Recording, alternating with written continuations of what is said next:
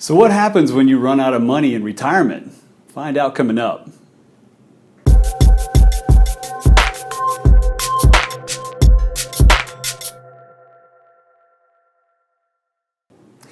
Hey folks, I'm Patrick King with Transformative Financial. Here on this channel, we help people make money, keep money, and feel more financially secure along the way.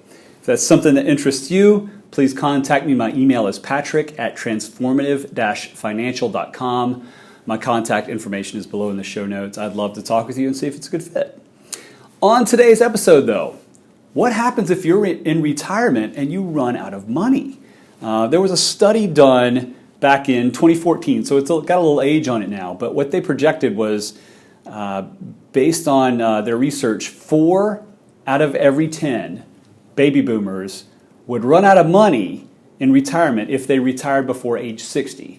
Now that's an early retirement, so that's a long period of retirement. So you got to think, okay, maybe if they extend their retirement out a little bit, work a little bit longer, the numbers actually weren't that much better for those baby boomers that were retiring at age 70.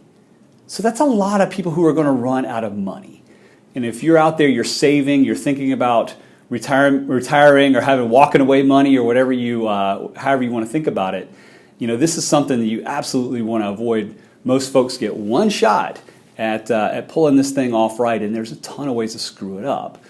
Unfortunately, I have dealt with a few folks throughout my years of doing this that in spite of my best efforts, they continue to spend like drunken sailors anyway. So I've seen it happen a couple of times, and it gets really ugly. So first things first, usually you start looking at, once the portfolio gets down, once your savings start dwindling, most people start looking at the equity in their home. So there's a few things that you can do there.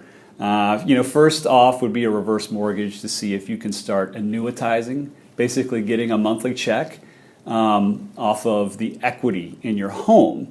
If there's only so much equity, then there's only so much that it's going to be able to pay you. So reverse mortgage is one where you're talking about home equity. Number 2 is downsizing. But you got to be careful with that. And the great example with this is a couple of years back, I think every person who was approaching retirement, this was back in Atlanta when the Beltline was brand new and everybody thought, hey, this is really cool.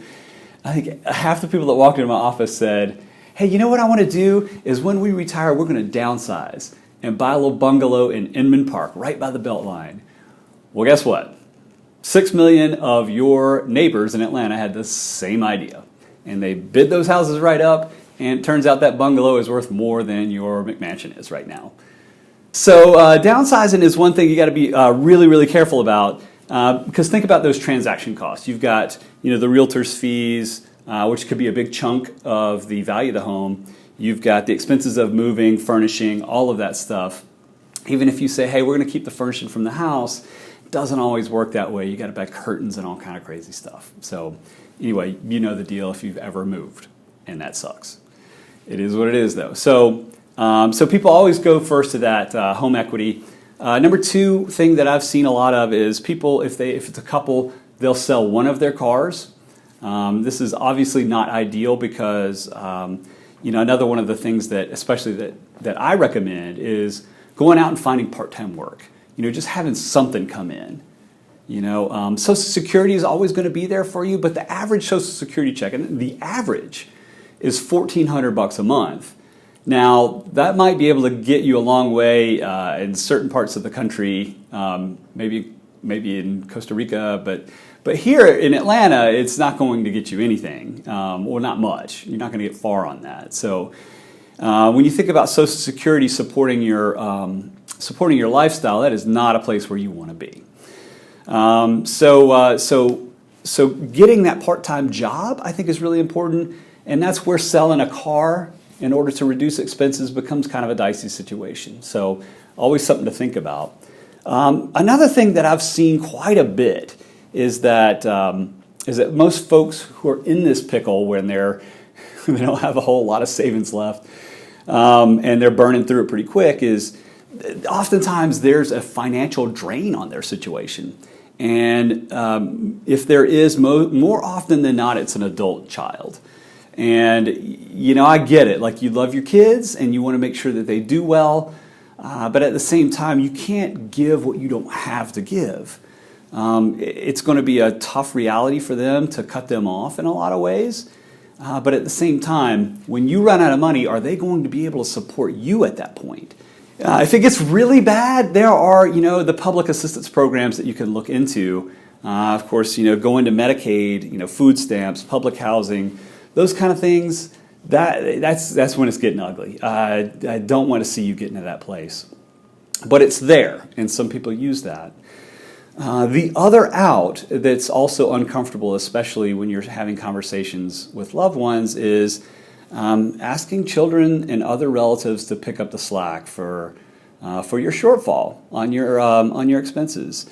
It can be a tremendously humbling and embarrassing place to be in, and I've seen people who were so prideful that they couldn't talk to their children. Matter of fact, I facilitated a conversation with a client who was spending down their assets, and their children who were doing very well. And fortunately, we were able to come to a solution that favored everybody. But not everyone has that the access to children and relatives who will be able to help them with a shortfall. So, that's there. That's what most people end up doing. So something to think about. It's an uncomfortable situation. So if you can avoid it, please do.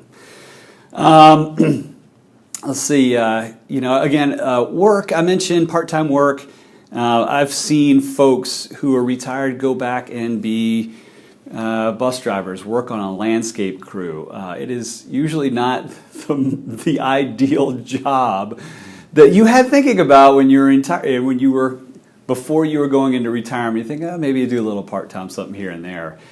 If you're not setting that stuff up before retirement, chances are you're not going to be doing those fun jobs. You're going to be doing the stuff that you really don't want to do. So obviously you don't want to be in that situation.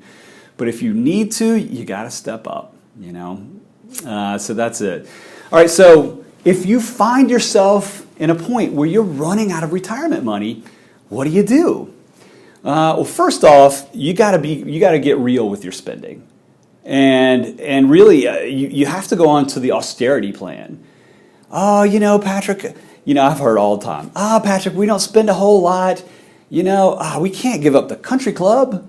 We can't give up, the week-long vacation we pay for all the family members every year to the beach. No, yes, you can. Like this is getting real. You need to actually look at your expenses, look real hard, and say what is truly necessary and what is something I've just become accustomed to. So that's number one, and that is the biggest and best lever that you can pull if you find yourself in this situation. Part-time job, immediately go out. If you can get health care benefits, especially if you're under age 65, you're not on Medicare yet, highly recommend. Number three, look into that reverse mortgage. Downsizing, again, it can be iffy, so be careful with that. And then fourth, look and find a financial planner, a fee-only financial planner with low expenses. It's going to be able to help you maximize your nest egg realistically, and their fees aren't going to burn through too much of your portfolio returns. So, those are my 4 recommendations. But the easiest thing to do is just don't get in that situation. If you're retired now, go to a financial planner and see what's realistic. Most people don't really know how much they can take out of their portfolio every year.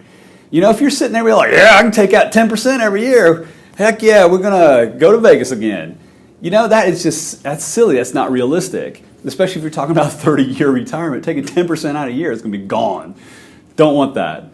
And then 2, if you're before retirement, look, it's coming soon, and it's coming quick. It's going to be here before you know it. The time to start is now. Actually, the best time to start was 20 years ago, but hey, the second best time is now. So let's get started. Max out that 401k. Max out your IRA or Roth IRA contributions every year if you can. And then on top of that, start socking it away in an after-tax brokerage account, and then just get that money working for you. It is not a fun place to be, so just don't go there. That's the easiest way to do it. That's Thanks everybody for the great comments. This was a suggestion from a viewer. So if there are topics that you want to hear me go off about, please let me know. Be happy to do that. Yes, I am feeling better. Thank you to everyone for all your well wishes. Let's see. Other than that, back on the horse and trying to help some people make money, keep money, and feel good doing it. I'm Patrick King with Transformative. That was cheesy. I'm Patrick King with Transformative Financial. Thank you for watching. If you like this video, click like, click subscribe for more of this. And until next time, cheers.